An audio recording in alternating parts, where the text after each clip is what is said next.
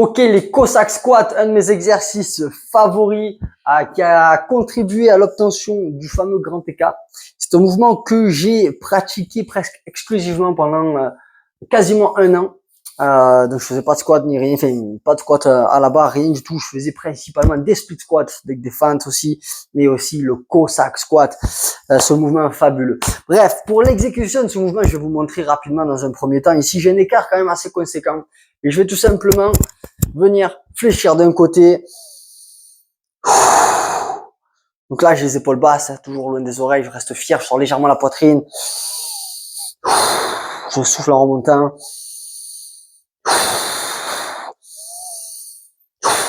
Je vous montre également de l'autre côté.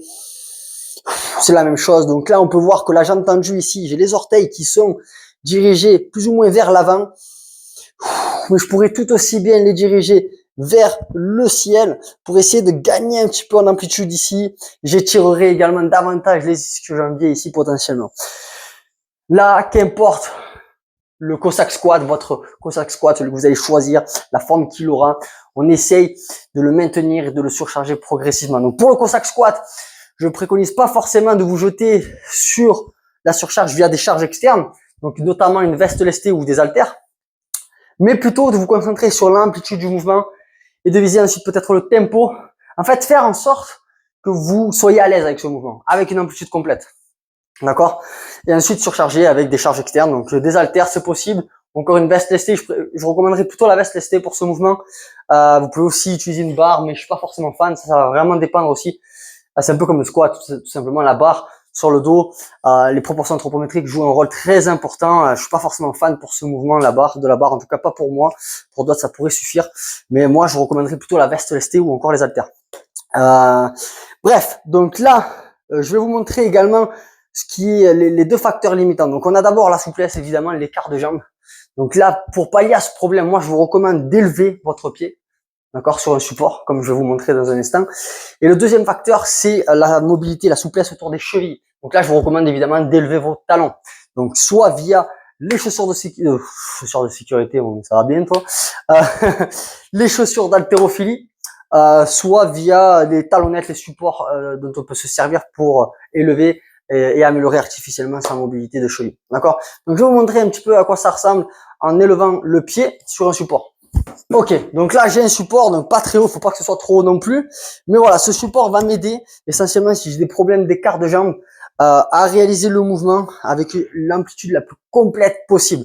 Donc si à partir de là j'ai toujours du mal à descendre, n'hésitez pas à élever vos talons. Voilà, mettez un disque de poids, vous pouvez utiliser des chaussures d'haltérophilie, vous pouvez également utiliser les talonnettes dont je vous ai parlé. Mais voilà, n'hésitez pas à lever le talon pour essayer d'aller maximiser l'amplitude du mouvement. D'accord? Et en fait, essentiellement, vous pourriez surcharger à partir de là avec une veste lestée également, si vous êtes à l'aise. Mais essentiellement, je vous encourage vivement à réduire la hauteur de votre support par la suite. Ok? Donc je suis ici, pareil, j'inspire, je descends et je souffle en remontant. Donc gardez aussi en tête que lorsque vous faites le Cossack Squat, la jambe qui fléchit ici, elle travaille évidemment, mais la jambe qui reste tendue également. C'est-à-dire que là, vous pouvez garder en tête en fait que vous allez forcément pousser pour remonter, mais vous pouvez également pousser le pied ici dans le sol pour vous aider à remonter. D'accord?